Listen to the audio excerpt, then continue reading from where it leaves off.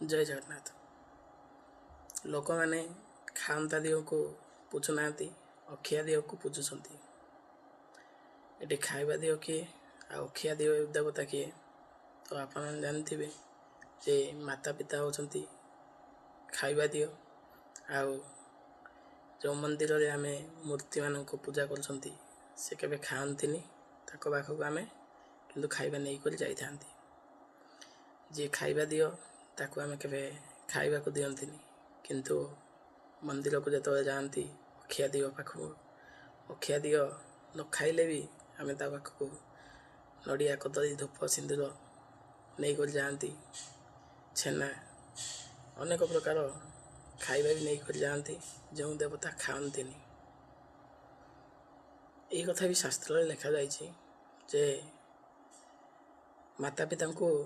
पूजा करवा आउ देवता मान को पूजा करवा दुई जन जाक समान। आमे बार आसिले हारी सोमवार मंगलवार शुक्रवार गुरुवार एमती सब बार आम जाती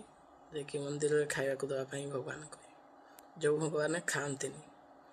आउ घरे वृद्ध पितामाता थांती से माने जदि खाଇବା को मागिबे तांको ही खाଇବା को केबे दियंतिनी। तो एठी जेते तुम मंदिर जाई पुण्य करो जेते भी जाए दान धर्म करो एठी किछि तुमको फल मिलिबो नाही। जदि निज घरे माता पिता जदि उपवास रहउथिबे माता पिता को गाली करथुबे माता पिता सहित झगड़ा करथुबे ताले एठी तुम जेते अखिया दिव को पूजा कले भी किछि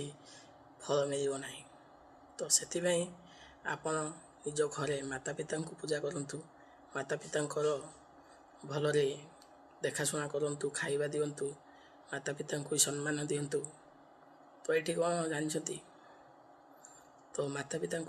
जो आशीर्वाद मिल जो भल पाइबा मिल सेटा मंदिर कभी मिल न थाए। तो मैं ये जदि माता पिता को उपवास रखी माता पिता को माड़ गाली दे करी घरे रखिथे आउ अखिया देव पाखे जा प्रार्थना करेंगे जे मोर भल चाकरी खंडे हो जाओ बा भल इनकम टे हो जाओ मु आग को एमती किसी करने को जाऊँगी भगवान मोर सब काम कर बोली तो सेठी किसी भी फल मिल न थाए। तो सेथिपाई आपण अखिया देव को पूजा करने सहित खांता दिव जो मैंने अच्छा माता पिता तो तांको भी पूजा करंतु। केबे माता पिता भी तुमको केबे एमती आशीर्वाद देवेनि जे तुम्हें तांको ही खाଇବା को देले भी से आशीर्वाद देवे आ न खाଇବା को देले भी आशीर्वाद देवे किंतु